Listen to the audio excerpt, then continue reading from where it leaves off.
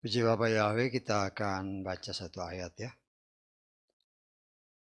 Dari Injil Yohanes, pasal 12, ayat ke-24. Yohanes 12 ayat 24, satu ayat ini kita baca bersama. Sebagaimana tertulis di depannya, Yohanes 12 ayat 24, kita baca bersama. 3, 4.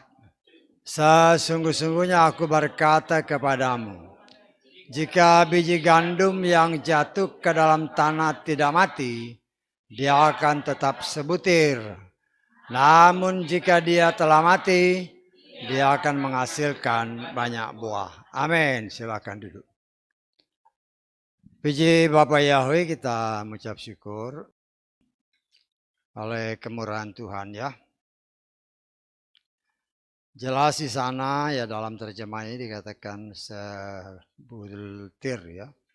Dalam terjemahan Lukas dikatakan jika sebiji gandum ya, sebiji gandum yang jatuh ke dalam tanah.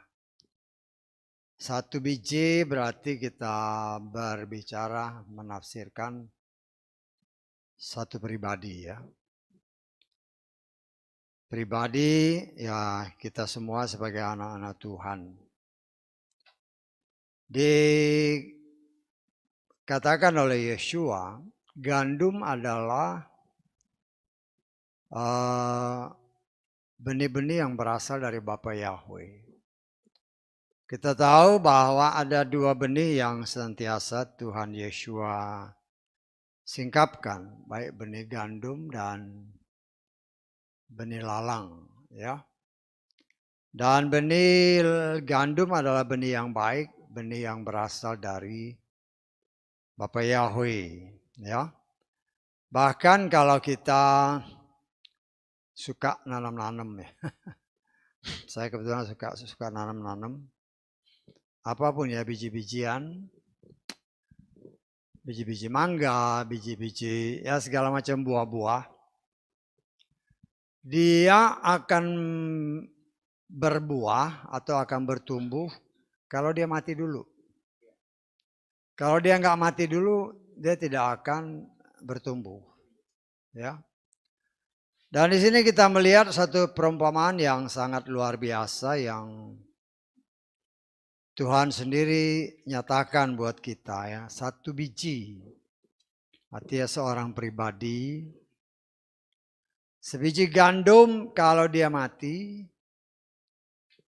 tidak pernah dalam kehidupan kita, apapun ya yang kita tanam, sebiji katakanlah mangga, kalau dia mati, dia bertumbuh, dia berbuah, buahnya nggak mungkin satu, pasti banyak.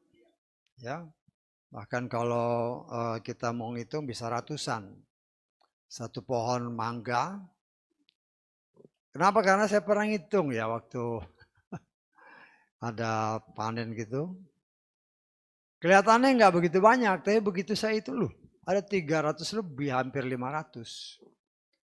500 buah ya kalau kita hitung ya. Memang kadang-kadang kan nggak, ya kadang-kadang biasa aja. Tapi ketika kita hitung begini, wih banyak juga. Ada 3 sampai 500 buah mangga. Ya. Demikian juga dengan buah-buah yang lain kalau kita tanam. Sebiji yang kita tanam tidak mungkin menghasilkan cuma satu.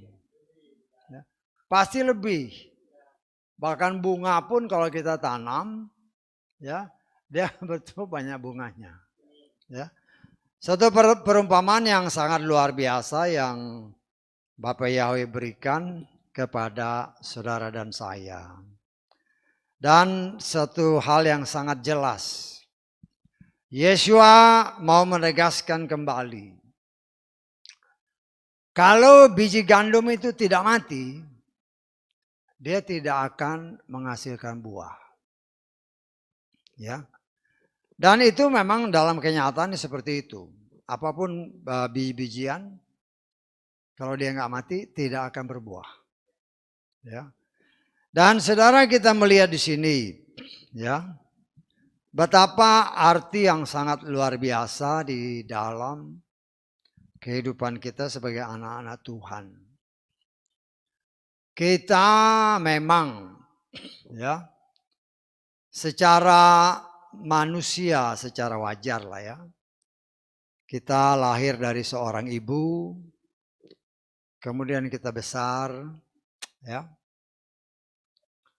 Tetapi kalau kita tidak mati bagi dunia ini, kita tidak akan pernah bisa menghasilkan sesuatu yang berguna bagi Bapa Yahweh. Ya. Kita memang mungkin menghasilkan kalau kita sebagai manusia biasa. Tetapi kalau tidak mati bagi dunia ini, mungkin hidup kita berhasil, tetapi bukan untuk kemuliaan Bapa Yahweh. Seringkali hanya untuk kepentingan pribadi. Tetapi dalam kehidupan iman kita sebagai orang percaya kepada Tuhan, ya, Tuhan memberikan kepada saudara dan saya petunjuk bagaimana kita hidup di muka bumi ini dan menghasilkan buah untuk Dia. Ya, untuk Dia. Kita harus ingat bahwa segala sesuatu yang Tuhan sudah nyatakan, ya kita sudah belajar bagaimana saudara dan saya diciptakan untuk bekerja. Bekerja dalam arti kata orang dunia menyatakan ya bekerja. Tetapi dalam arti kata yang sesungguhnya bekerja untuk Tuhan. Untuk memelihara segala sesuatu yang diciptakan untuk Tuhan. Ya. Karena itu sejak awal Tuhan sudah memperkenalkan bagaimana seseorang itu harus bisa menghasilkan buah sesuai kehendak Tuhan.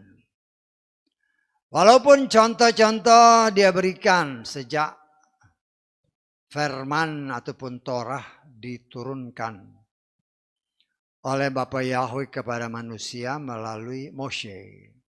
Ya. Dan kita mengenal yang namanya tabernakel. Ya. Tabernakel itu berdasarkan firman Tuhan. Adalah satu gambaran kehidupan ibadah yang Tuhan perlihatkan kepada Moshe, yang ada di sorga yang harus diperlihatkan kepada manusia. Sebagai contoh inilah cara kehidupan beribadah yang harus kita lakukan. Ya. Karena itu kita melihat, kita mengucap syukur ya, kita belajar dengan adanya tabernakel ini. Tabernakel ini mempunyai arah yang pasti. Ya. Yang arah yang pasti, di mana dia ya memang segi empat ya. Segi empat panjang. Panjang dan lebarnya dengan ukuran-ukuran tertentu. Di mana pintu masuknya itu cuma satu. Ya. Pintu masuknya cuma satu. Dan pintu masuk itu ada di daerah sebelah timur. Ya, di sebelah timur. Dan di pintu itu warnanya berbeda-beda. Nanti kita belajar itu ya. Tapi kan saya seringkali saya hanya sisipkan sedikit-sedikit supaya ada gambaran. Ya, karena di pintu itu memang ada bermacam-macam warna untuk menarik perhatian. Artinya Tuhan memberikan berbagai macam warna-warni kehidupan di dalam Tuhan untuk menarik perhatian orang-orang pilihannya sehingga mereka mau masuk ke dalam kehidupan yang sungguh-sungguh berjalan sesuai kehendak Tuhan. Ya. Kita sudah pernah belajar kenapa pintunya ada di sebelah timur. Ya. Segala sesuatu itu harus berkaitan satu dengan yang lainnya. Kita tahu dan kita sudah pernah belajar walaupun ya sedikit. Dan kita pernah belajar tentang orang pilihan. Ya, dan dari kitab Kejadian. Ketika Adam dan Hawa jatuh dalam dosa, mereka diusir keluar dari Taman Eden melalui pintu timur. Kemudian pintu timur itu dijaga sehingga tidak bisa manusia itu masuk kembali. Ya. Semakin ke timur, semakin jauh dari Tuhan. Karena itu Tuhan bikin pola tabernakel ini, pintunya hanya satu. Dan pintunya itu ada di sebelah timur. Dan kalau kita mau mendekat kepada Tuhan, maka kita masuk dari pintu timur menuju ke arah barat. Semakin kita ke arah barat, ya, semakin kita mendekat kepada ruang Maha Kudus. Karena ruang Maha Kudus itu menggambarkan kehidupan kita 1000 tahun lamanya bersama dengan Dia. Ya, ini satu gambaran yang sangat luar biasa. Dan kita melihat, saudaraku yang dikasih oleh Bapa Yahweh, seringkali Tuhan menawarkan begitu banyak hal-hal yang Tuhan izinkan terjadi dalam kehidupan manusia untuk menarik manusia. Untuk mereka percaya bahwa ada Tuhan yang Maha Kuasa. Yang menciptakan langit, bumi, lautan dan segala isinya. Tuhan yang juga menciptakan manusia. Dan Tuhan menghendaki supaya manusia ciptaannya percaya kepadanya. Tetapi yang terjadi adalah walaupun banyak macam ragam cara Tuhan untuk menarik manusia, ketika Yeshua datang kan, Tuhan berikan mujizat. Dengan mujizat banyak sekali orang berdatangan. Ya. Tetapi apa yang kita lihat? Mereka itu hanya mencari mujizatnya. Bukan mencari inti daripada maksud mujizat itu, yaitu menarik hati manusia supaya percaya bahwa mujizat itu terjadi karena ada Tuhan yang mengerjakan. Tetapi kita melihat di dalam kenyataan kehidupan Yeshua sebagai Tuhan dan Juru Selamat. Dia lakukan begitu banyak mujizat. Ya, kalau tadi berbicara masalah roti, dia pun melakukan mujizat. Dengan roti, dengan ikan, dengan berbagai macam. Tetapi ternyata manusia hanya mencari Yeshua itu untuk melihat mujizatnya. Untuk melihat berkatnya. Tetapi itu bukan saja terjadi dulu, tapi sampai sekarang pun itu masih terjadi. Ya, memang manusia lebih banyak tertarik kepada sesuatu yang menguntungkan pribadinya. Kalau nggak menguntungkan pribadi, ngapain capek-capek? Ngapain capek-capek ibadah di rumah? Ya, padahal kita ini diciptakan ya untuk Dia. Ya, dan banyak orang yang berseru kepada Tuhan dengan sungguh-sungguh. Kebanyakan kalau sudah di rumah sakit. Ya, udah di ICU. Ayo tolong doain. Kenapa? Takut mati. Ya. Kalau sudah di situ baru berseru-seru memohon belas kasihan Tuhan, memohon pertolongan Tuhan. Tetapi bagi orang yang percaya sungguh-sungguh kepada Tuhan, justru sebaliknya. Ya. Aku hidup untuk Tuhan, kalau aku mati suatu keuntungan. Jadi cara pandangannya sangat berbeda. Bagi orang yang percaya kepada dia dengan sungguh-sungguh, kita percaya bahwa ada satu kehidupan yang sangat luar biasa indah yang Tuhan sudah persiapkan bagi orang yang mengasihi dia di muka bumi ini.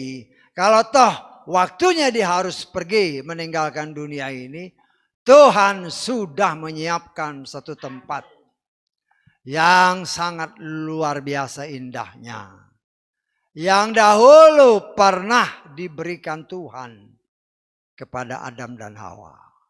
Ya, Adam dan Hawa kan dulu hidupnya enak kan, enak. Saking enaknya lupa firman. Kita anggap ya, kita kan sudah pernah belajar kan.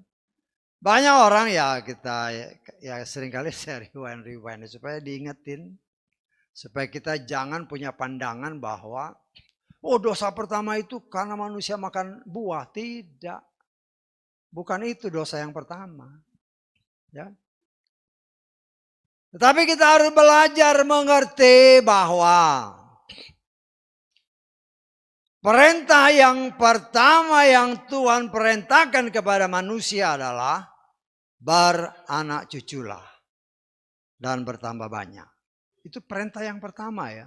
Torah yang pertama itu yang dikatakan Tuhan berdasarkan kitab Kejadian pasal ke-1 pasal ke-2 khususnya. Beranak cuculah bertambah banyak. Tetapi banyak orang seolah-olah diabaikan. Ya. Sehingga kalau kita bertanya ya Bapak waktu yang akan saya singgung lagi kan kalau ditanya. Ya. Kan Tuhan sendiri jelas dinyatakan Tuhan Bapak Yahweh menempatkan manusia di Taman Eden. Betul enggak? Kalau Tuhan menempatkan manusia di Taman Eden, setan nggak mungkin bisa masuk. Pasti tidak bisa. Loh tapi kenyataannya kok bisa? Loh itu yang harus jadi tanda tanya. Why? Kenapa? Tetapi banyak orang yang menamakan diri orang percaya tidak melihat itu lebih dalam. Hanya tiba-tiba dalam Kejadian pasal 3, setan ada di Taman Eden. Tidak ditanya kok bisa masuk sih. Kan katanya Tuhan yang taruh dia di taman manusia di taman, kok setan bisa masuk? Lah inilah kita melihat ya bahwa karena dosa. Dosa adalah pelanggaran terhadap Torah. Kita sudah belajar itu. Torah yang pertama adalah beranak cuculah. Ya. Sudah sekian lama kita sudah pernah berhitung-hitung. Kita perkirakan berdasarkan firman Tuhan umurnya Adam itu lebih dari 5.000 tahun. Lebih dari 5.000 tahun. Banyak orang yang gak percaya. Firman Tuhan bilang 930. Itu 930 setelah dia jatuh dalam dosa. Ingat ya. 930 itu setelah Adam jatuh dalam dosa. Ya kalau orang gak percaya, kasih yang gampang aja. Manusia diciptakan pada hari keberapa? Hari ke-6. Ada tertulis satu harinya Tuhan 1.000 tahun manusia. Kalau diciptakan hari ke-6, terus hari ke-7 istirahat. Itu udah 2.000 tahun. Betul enggak? 2.000 tahun. Dan kita sudah belajar bahwa perkiraan usianya 5.000 tahun. 5 hari. Alef, Bet, Gimel, Dalet. Hei ada tertulis. Hei adalah behold melihat. Tuhan melihat. Tapi setan juga lihat. Serang saya. Setan itu kan penuduh. Setan itu pasti dia berkomunikasi dengan Tuhan kan. Tuhan, itu kok Adam dan Hawa sudah sekian tahun gak punya anak. Kok gak dia apa-apain? Dia penuduh kok. Kan kita Wahyu menyatakan setan itu penuduh. Siang dan malam dia tuduh. Itu saya tafsirkan setan ngomong sama Tuhan. Sama seperti dia ngomong ke ketika Tuhan tanya kepada si setan, kau lihat nggak Ayub?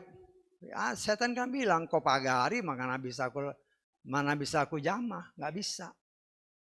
Demikian juga ketika sudah sekian ribu tahun Adam dan Hawa nggak punya anak, setan kan ngomong, Tuhan kok nggak diapa-apain, udah melanggar. Lah karena itu Tuhan kasih izin. Saya percaya Tuhan izinkan. Kenapa Tuhan izinkan? Ada pelanggaran, kasih izin. Coba. Ya. Perintah pertama punya anak. Tuhan izinkan setan masuk, setan punya anak duluan. Kita sudah belajar kan. Setan punya anak duluan. Dari manusia. Walaupun banyak orang gak percaya. Ya. Oh mana mungkin. Padahal ada tertulis. Ada anak Tuhan, ada anak setan. Ya. Kita sudah belajar kan. Masih ingat gak? Ada anak Tuhan, ada anak setan. Nanti saudara baca di rumah 1 Yohanes pasal 5 ya, 1 Yohanes pasal 3. Ada anak Tuhan, ada anak setan. Di sini kita belajar supaya kita pun sebagai orang yang dipilih Tuhan, benih gandum artinya benih pilihan. Tuhan mau supaya saudara, iman kita pun berbuah-buah. Kita semakin mengenal Dia dengan penuh dan benar. Tuhan menghendaki saudara dan saya memiliki pengetahuan yang penuh dan benar, bukan pengetahuan palsu. Tuhan sudah bukakan kepada kita bahwa banyak orang yang percaya kepada pengetahuan-pengetahuan palsu yang dianggap sebagai kebenaran, yang membuat iman jadi menyeleweng. Ya. Banyak orang, yang mana itu? Yang mana itu? Kalau disebutkan ada tertulis. Yesua berbicara. Keselamatan datang dari bangsa Yahudi. Ya. Bangsa Yahudi. Itu harus dicatat bangsa Yahudi. Ya. Kalau saudara mungkin sering mau buka-buka. Ya sekarang kan dengan komunikasi yang begitu canggih. Ya. Seringkali kan orang berkomunikasi dengan orang-orang yang ada di Israel sana. Kalau ditanya orang-orang Israel, kalau ditanya, kamu kenal Yesus nggak? Nggak kenal dia. Nggak kenal. Karena Yesus itu di dalam bahasa Ibrani itu nggak ada artinya. Bisa tanggal? Tanamkan ya.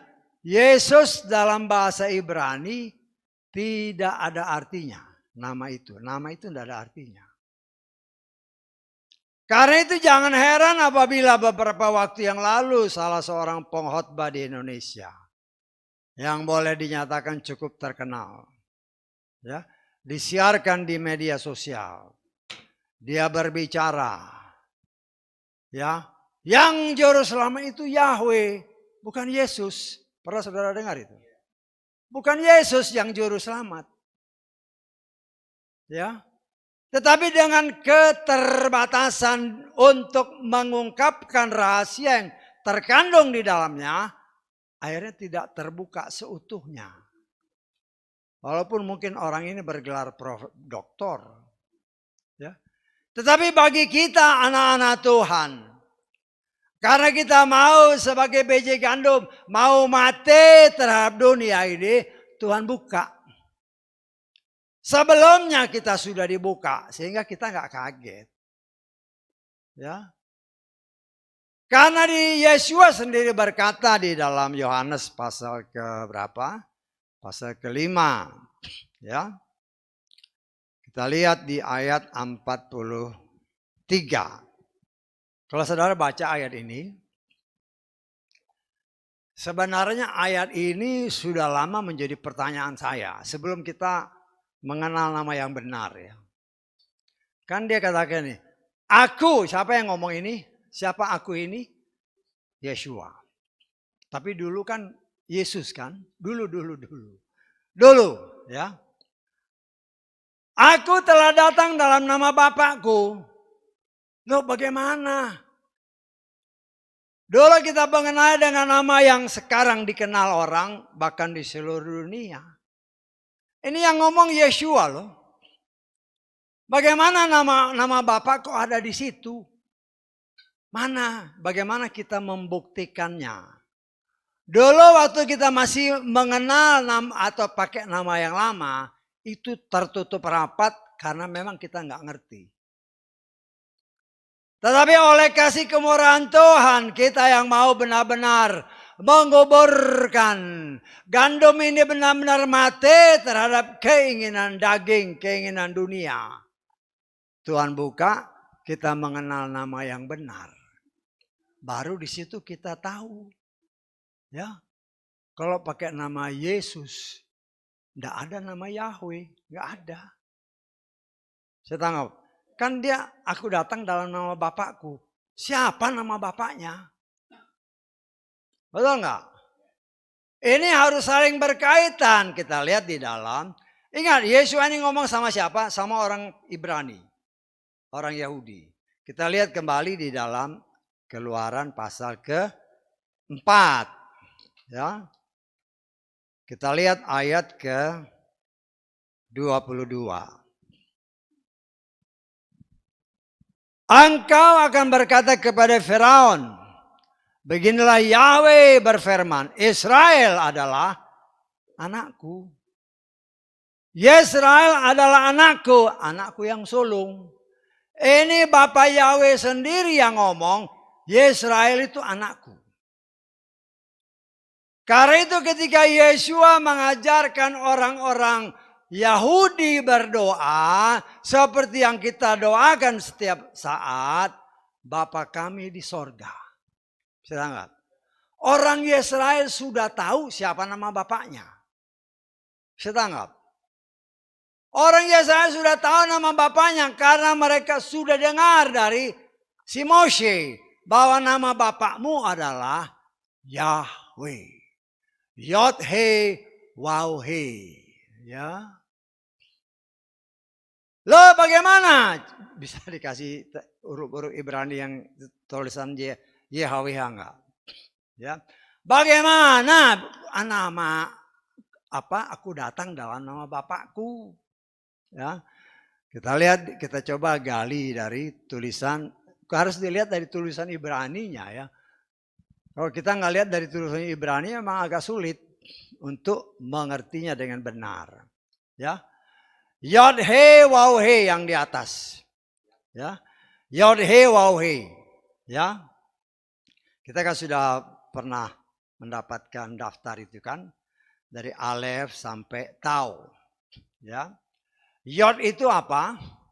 Yod-He, Waw-He. Ya. Yod itu adalah apa? Tangan. Ya. He itu melihat. Yod itu tangan, He melihat. Ya. Wow itu paku. Saya tangkap. Paku terus He. Lihat tangan, lihat paku. Siapa itu? Itulah Yeshua yang digantung di kayu salib. Dan memang berdasarkan namanya sendiri, dia memperkenalkan namanya. Yod-Sen Waw-Ayin, Yeshua, Yodnya itu Yahweh. Sen Waw-Ayin itu juru selamat. Karena itu apa yang Yeshua katakan dalam Yohanes 5 tadi, kalau pakai tulisan Ibrani baru kelihatan bahwa apa yang dikatakan Yeshua, aku datang dalam nama Bapakku, memang benar. Dan kalau kita kembali dari pendapat si pengkhotbah yang ngomong, Yesus itu bukan juru selamat tetapi Yahweh, sesungguhnya memang Yahweh itu juru selamat. Tetapi kalau nama Yesus di situ tidak ada nama Yahweh. Tetapi kalau dalam nama Yeshua, di situ ada nama Yahweh. Sedangkan, ya. Jadi saudara dan saya Tuhan menghendaki dari satu biji gandum ini, kalau kita benar-benar mau mematikan kedagingan kita, Tuhan mau kita ini bertumbuh supaya kita berbuah banyak. Artinya semakin mengenal Dia juga dengan sempurna. Sehingga tidak akan bisa mudah tergoyahkan. Apalagi kalau dengan pengkhotbah-pengkhotbah yang luar biasa. Yang didengar oleh banyak orang. Tetapi banyak pengetahuan-pengetahuan palsu yang diberitakan. Bukan sesuatu hal yang kebetulan. Apabila salah seorang yang ada di Indonesia mengatakan Yesus itu bukan juru selamat. Memang benar. Yesus itu bukan juru selamat karena Yesus itu bukan nama Ibrani. Dan dalam bahasa Ibrani itu tidak ada artinya. Memang Yahweh sang juru selamat dalam nama Yeshua ada nama Yahweh. Yahweh sang juru selamat itulah arti nama Yeshua. Bisa ditanggap. Kita kalau belajar tentang pribadi Tuhan kita, Dia menghendaki sebagaimana tertulis. Tuhan menghendaki saudara dan saya memiliki pengetahuan yang penuh dan benar tentang Dia. Sehingga kita tidak akan bisa diombang-ambingkan dengan berbagai macam pengajaran. Karena firman Tuhan yang Tuhan ingatkan kembali kepada saudara dan saya. Oh, banyak orang yang sekarang percaya kepada pengetahuan-pengetahuan palsu yang dianggap sebagai kebenaran. Sudah pernah berkali-kali kita lihatkan dalam 1 Timotius pasal ke-6 ayat 20 dan 21. Hai Timotius, jagalah apa yang telah dipercayakan seraya menghindari percakapan-percakapan kosong yang duniawi dan pertentangan mengenai pengetahuan yang tergolong palsu. Yang karena mengakui pengetahuan yang palsu tadi, saya tangkap ya. Yang mengakui pengetahuan yang palsu itu beberapa orang telah menyimpang dari iman. Dalam terjemahan Lugas, karena terjemahan ini agak YLT ya. Tapi ya kita mau ucap syukur cara Tuhan dia buka sedikit-sedikit. Ternyata semuanya ada dan itu memang sedang terjadi dalam hidup kita sebagai orang percaya. Dalam masa proses pemurnian dan penyempurnaan. Terjemahan Lugas ayat tadi ya. Hai Timotius, jagalah apa yang telah dipercayakan kepadamu. Hindarilah percakapan kosong yang bersifat duniawi dan perdebatan-perdebatan mengenai pengetahuan palsu yang oleh beberapa orang diakui sebagai kebenaran. Ya, diakui sebagai kebenaran sehingga mereka apa? Menyimpang dari iman. Kalau kita kembali dari yang tadi barusan diomongin. Orang mengajarkan Yesus juru selamat itu pengetahuan palsu. Bisa tangkap saya? Saya harus berani menyatakan bahwa itu pengetahuan palsu. Tetapi seluruh dunia hampir orang percaya dan menganggap itu suatu kebenaran. Padahal nama itu tidak ada artinya sama sekali dalam bahasa Ibrani. Kalau kita kaitkan kembali dengan Yohanes pasal 5 tadi. Kalau kita kaitkan dengan Yod-Heh-Waw-Heh. Arti nama Yod-Heh-Waw-Heh. Nama Yesus itu pengetahuan palsu. Nah, tapi orang percaya. Mereka banyak mujizat. Setan juga masih bisa melakukan mujizat dengan berbagai macam cara. Dukun pun masih melakukan mujizat kalau patokanmu mujizat. Mujizat yang paling utama adalah keselamatan jiwa kita. Ya bukan mujizat, bisa sembuh, setan juga bisa melakukan mujizat. Dukun bisa melakukan mujizat. Bukan itu patokan, tetapi mujizat yang utama kita selamat. Sampai langit yang baru, bumi yang baru. Nah, saudaraku yang dikasih oleh Bapak Yahweh, saya menyadari ya kalau di sini kita mungkin agak ya nggak masalah, tapi di luar sana didengar, oh Yesus itu sesat, langsung dimatiin, telak ya nggak masalah. Tapi kita harus berani menyatakan bahwa nama Yesus itu adalah akibat pengetahuan palsu. Ya. Ya kalau dengan pengetahuan yang ada sekarang dengan komunikasi yang luar biasa sekarang. Setel aja channel-channel di Israel sana. Ya. Kalau dia pakai bahasa Ibrani, mereka tidak menyebut Yesus. Ya. Banyak kalau orang diwawancara, kau kenal Yesus? Enggak, mereka enggak kenal. Tapi kalau bilang Yeshua, mereka tahu. Karena Yeshua itu ada artinya. Nama Yesus enggak ada artinya di Ibrani. Sedangkan keselamatan datang dari orang Ibrani. Nah, saudaraku yang dikasihi oleh Bapa Yahweh. Bagaimana kita bisa mati terhadap dunia sebagai benih yang berasal dari Tuhan. Tuhan mengajarkan. Inilah yang dengan berani Paulus berkata. Dia menerima pembukaan rahasia Injil. Yang sudah beberapa tahun tersembunyi bahkan sejak leluhur. Dan itu dia lihat, dia diajarkan langsung oleh Yeshua. Karena dia sendiri berkata, aku tidak diajari oleh para rasul. Tapi aku mendapat ini semua dari pewahyuan langsung oleh Yeshua. Kita sudah belajar ayat-ayat ini. Tuhan sendiri jelasin. Karena waktu ketika Yeshua dibaptis, Paulus belum bertobat. Dia nggak lihat.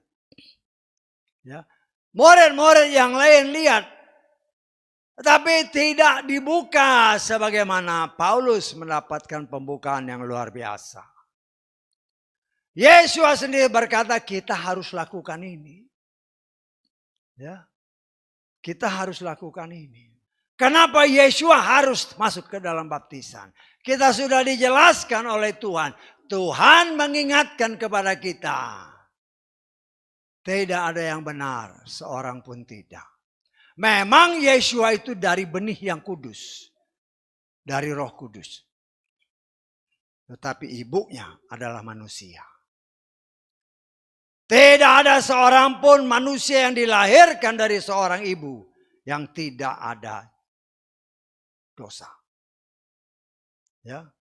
Walaupun Yeshua memang benih yang dia kudus karena benihnya kudus. Tetapi karena dia dilahirkan dari seorang ibu, maka dia ini yang dilahirkan seorang ibu ini harus dikuburkan kembali, harus diselam, harus dibaptis. Dikubur kata firman Tuhan. Manusia yang lahir dari seorang ibu harus dikubur dengan cara yang benar dan dengan nama yang benar yang kita kenal dengan nama baptisan. Jangan lagi dikacaukan dengan baptisan percik, baptisan selam. Itu mulut orang yang tidak mengerti firman. Ya, baptis itu artinya selam. Jangan bilang baptis percik, baptis selam. Itu menandakan kau tidak mengerti firman. Kalau ada orang kamu harus diselam, itu lebih bagus. Nanti apa diselam? Baptis. Oh saya sudah dibaptis. Gimana? Itu bukan baptis. Itu ditempel aja sama air. Itu bukan baptis. Dibaptis, dikubur. Orang yang mati baru dikubur. Artinya orang itu harus sungguh-sungguh bertobat. Baru dikubur. Tetapi banyak yang terjadi adalah karena ikut-ikutan. Karena supaya orang lain senang. Aduh apalagi pelayan udah melayani begini-begini. Ya ikut aja.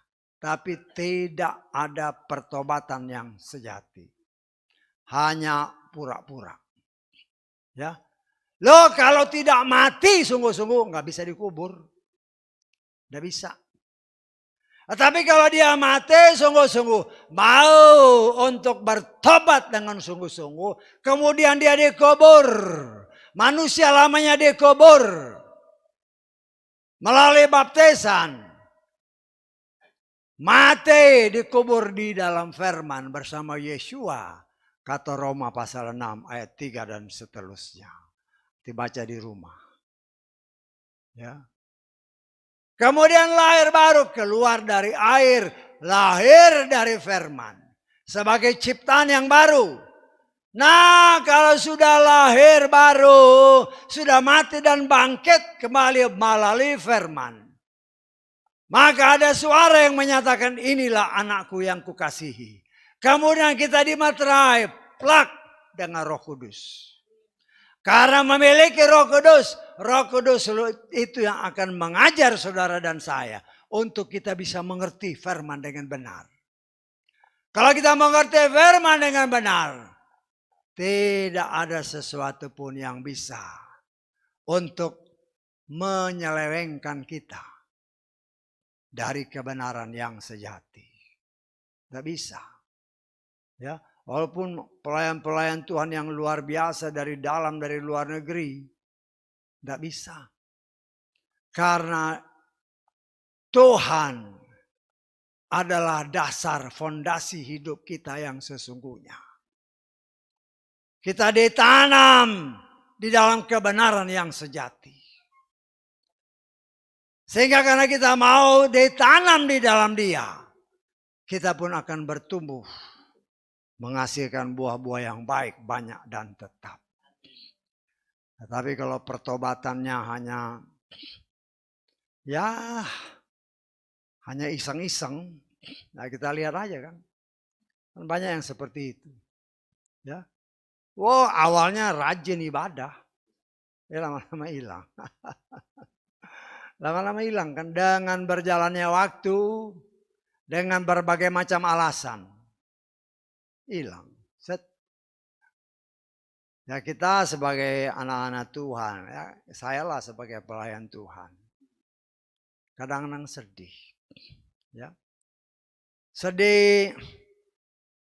Dulu ngakunya percaya. Ya, dulu menguburkan manusia lama. Tapi dengan berbagai macam alasan, aduh saya sibuk. Ya. Banyak kerjaan, banyak proyek. Lah, itulah. Kalau kita tidak hati-hati, ya. Dunia dengan berbagai macam tawarannya berusaha. Apabila mungkin, dunia ini kan dikuasai oleh si jahat, itu kan firman. Nah, dunia kasih tawaran. Ayo. Enggak apa-apa. Ngapain ibadah seminggu 2 kali. Gitu kan. Apalagi 3 kali. Bahkan itu kan enggak ada. Yang ada cuman di hari Sabat. Lo lihat firman yang benar lah. Para rasul itu tiap hari ada di dalam sinagog. Ya. Lah kita harus sangat berhati-hati. Ibadah itu perlu dan harus. Ya, mungkin kita nggak bisa datang ke sini, tapi engkau bisa di rumah tetap ibadah. Ya, ibadah artinya kita menjalin hubungan komunikasi dengan Tuhan. Selama kita ada hubungan dengan Tuhan, setan tidak bisa ada di antara kita dan dengan Tuhan. Tidak ada. Kadang-kadang ini kalau ada orang yang minta dilayani, terus aduh saya ganggu setan, saya paling sempat denger gitu. Kenapa? Berarti kau nggak benar. Ya terus terang aja ya. Saya, gimana sih? Kau itu anak Bapa Yahweh. Setan selama kau hidup di dalam Dia, tidak akan pernah bisa menjangkau kamu. Karena ada tertulis, Ayub dipagari oleh Tuhan. Berkali-kali itu dinyatakan. Tapi kok masih bisa, setan gini. Lah kok agung-agungan setan. Ya, tidak bisa begitu. Saya harus berani menyatakan ini karena saya mau saudara, kita sama-sama bertumbuh. Kalau sampai engkau masih bisa digoda setan, koreksi dirimu. Koreksi. Tidak bisa begitu. Kalau kita benar-benar anak Bapa Yahweh, setan dekat aja nggak bisa. Apalagi mau goda-goda dengan berbagai macam. Jangan kita tergoda dengan macam-macam cara-cara setan untuk menggoyahkan iman. Kalau itu masih terjadi, cepat bertobat. Cepat koreksi dirimu. Kenapa bisa begini? Karena saya pribadi sangat mengimani. Kalau saya hidup di dalam Tuhan, setan tidak punya hak. Nyentuh aja nggak boleh. Lihat pun dia tidak boleh memperlihatkan diri. Karena saya hanya mau melihat kemuliaan Tuhan. Tetapi kan ada juga yang ngajarin. Oh, saya punya talenta ngelihat setan. Lah, bagaimana ini? Loh, itu ada disaksikan.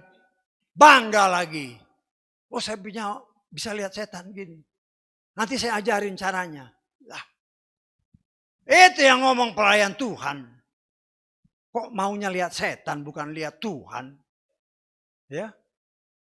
Saya sebagai pelayan Tuhan ya mungkin termasuk orang yang bagaimana ya, saya nggak bisa terima yang begitu-begitu.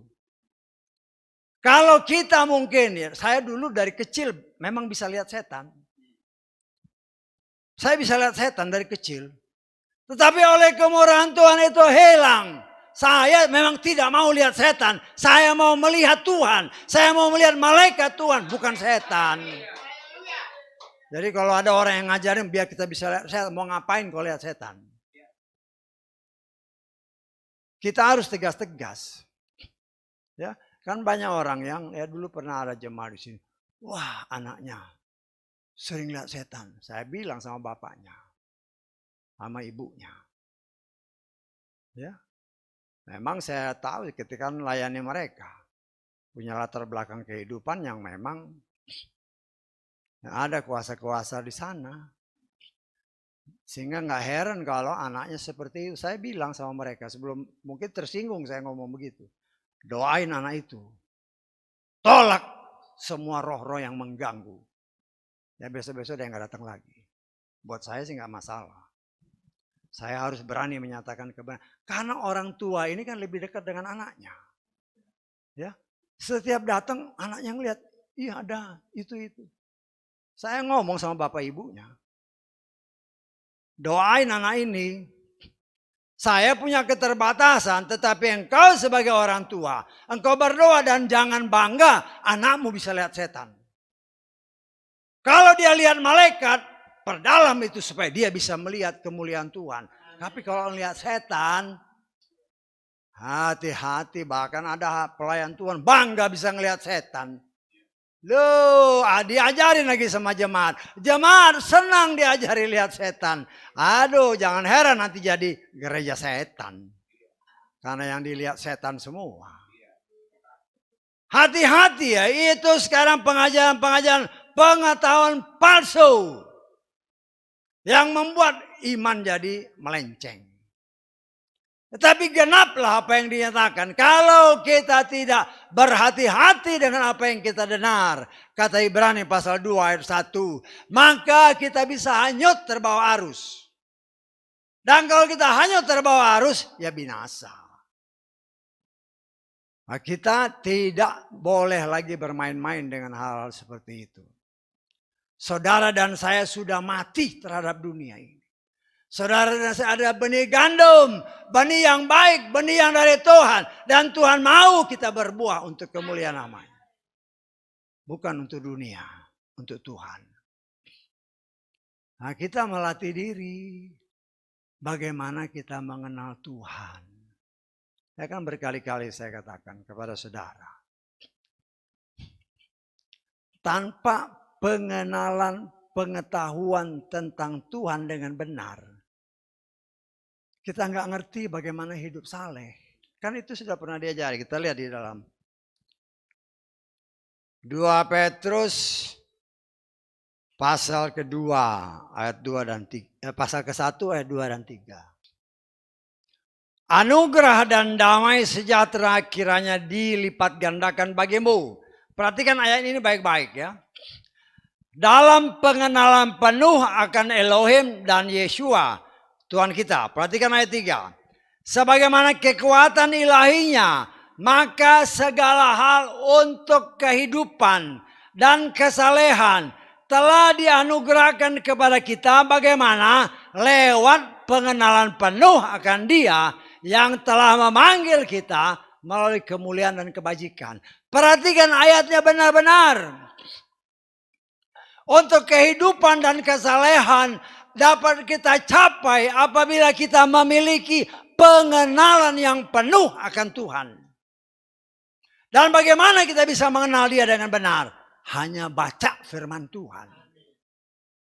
Saya baca dari kitab Kejadian sampai Wahyu. Semua itu intinya hanya di dalam 5 kitab pertama.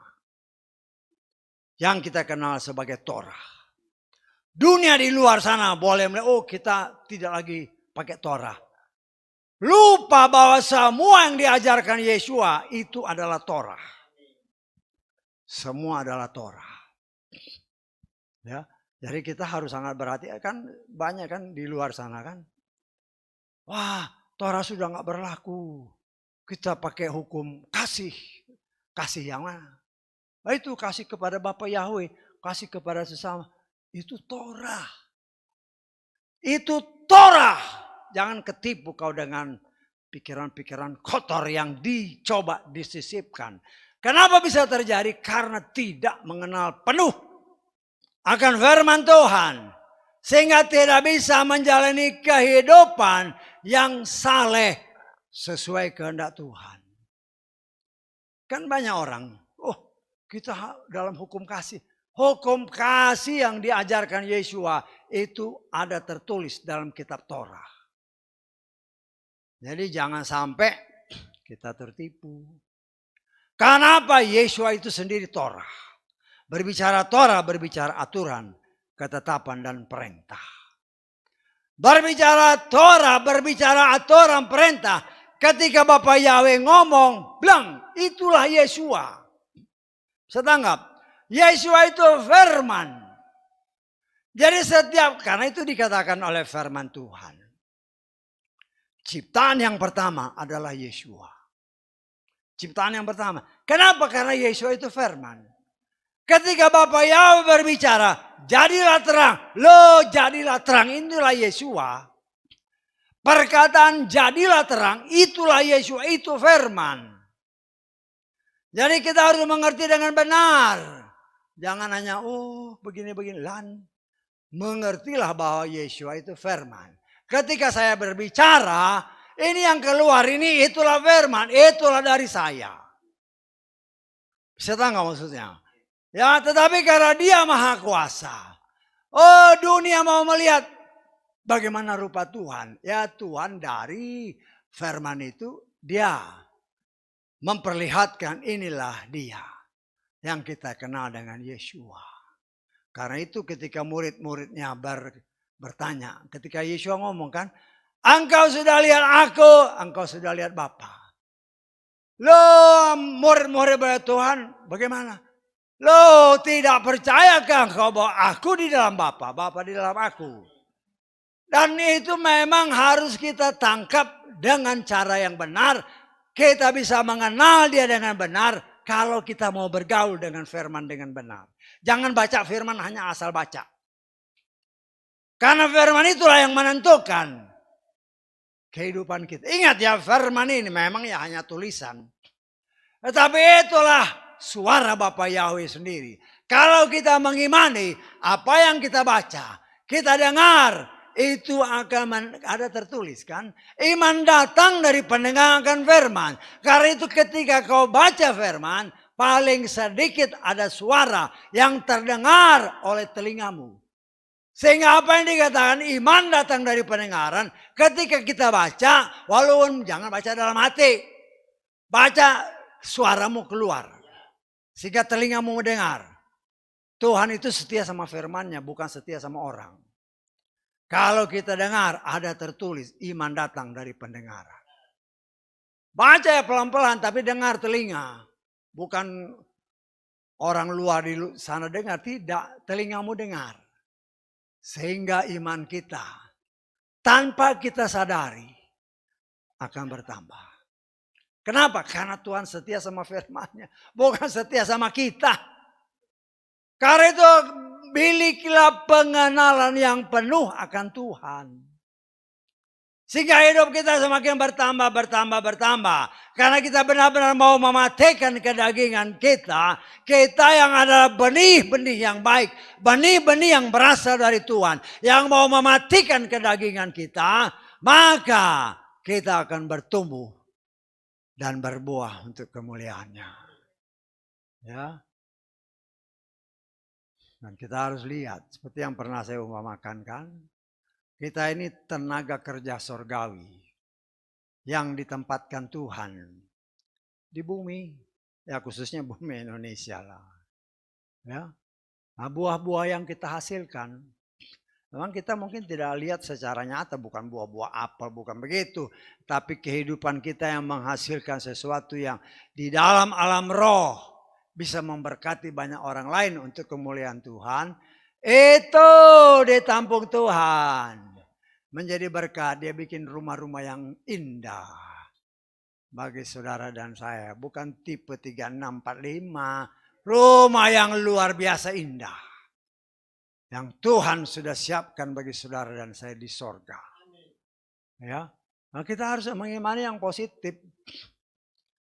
Kita yakin bahwa Tuhan kita itu Tuhan yang Maha Kuasa.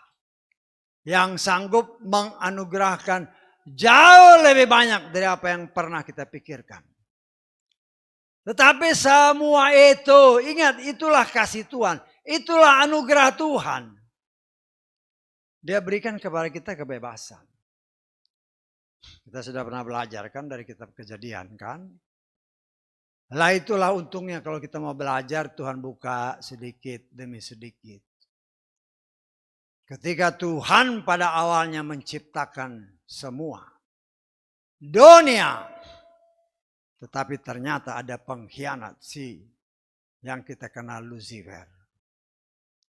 Dan ketika Tuhan memulihkan kembali dunia dalam kitab Kejadian 1 ayat 2 dan seterusnya. Dan ketika Tuhan menciptakan manusia, ya, Tuhan menciptakan Taman Eden. Di situ saya menafsirkan karena pengalaman. Ya, di dalam kitab Kejadian pasal 1 ayat 1 kan jelas dikatakan, kita sudah belajar ini.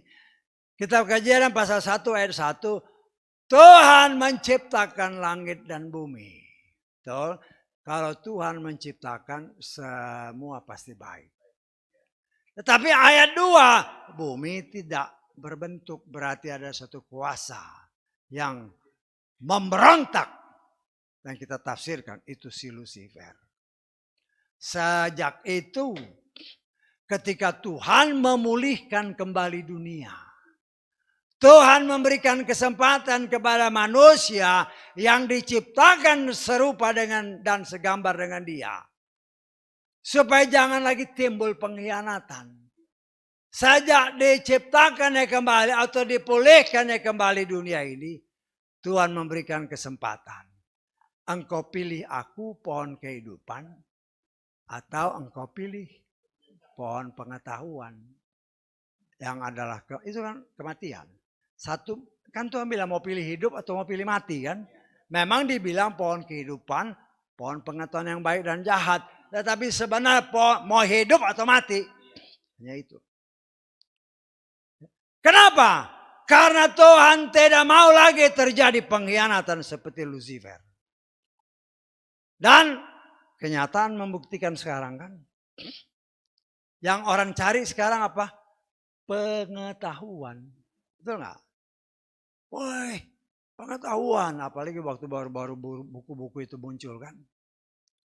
Saya dengar orang-orang bersaksi. Oh di buku akhir zaman. Yang dikatakan kitab oleh Daniel. Setelah saya baca-baca Tuhan buka semua. Blood itu bohong. Yang dimaksudkan Daniel itu kitab Wahyu. Bukan kitab yang sekarang macam-macam itu. Karena hanya kitab Wahyu.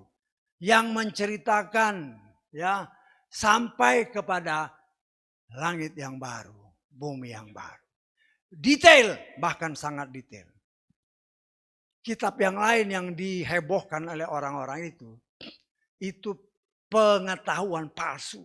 Karena banyak di antara mereka justru bertentangan dengan Torah. Tetapi itu dipercaya. Dianggap kebenaran. Bahkan dianggap, oh ini kitab suci yang kedua. Lah, benarlah apa yang dinyatakan oleh firman Tuhan tadi. Pengetahuan palsu yang diakui sebagai kebenaran. Yang bisa membawa orang melenceng dari iman yang sejati. Dan kita mengucap syukur Tuhan buka. Supaya apa? Saudara dan saya berhati-hati. Kita ibadah ini bukan asal kumpul begini. Tidak, kita ibadah karena kita mau masuk surga. Betul nggak? Bukan hanya kumpul-kumpul. Bukan supaya dilihat orang bahwa kita ini orang percaya. Atau dikenal orang sebagai orang Kristen. Tidak. Kita ibadah karena itu perintah Tuhan. Dan kalau kita taat dan melakukan semua perintahnya. Kita mau masuk surga. Itulah tujuan kita. Bukan ibadah asal ibadah.